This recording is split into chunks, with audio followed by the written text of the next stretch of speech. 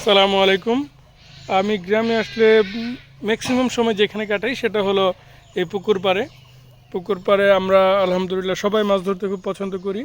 কিছুক্ষণ আগে আব্বু আম্মু ছিল আমার সাথে, তারাও মাছ ধরেছে। 3টা ছিপ দিয়ে 3 জন।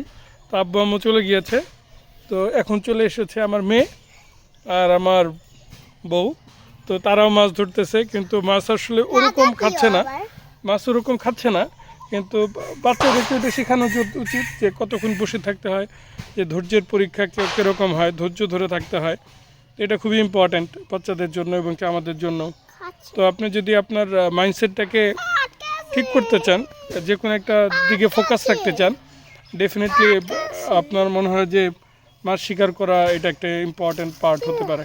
যদি কখনো সুযোগ পান, লং টাইম ধরে মাছ ধরুন, আপনার ফোকাসটা ফিক্স থাকবে এবং কি আপনি একটা নির্দিষ্ট জায়গায় ফোকাস রেখে লং টাইম কাজ করতে পারবেন এবং কি ইনশাল্লাহ সফলতা আসবেই।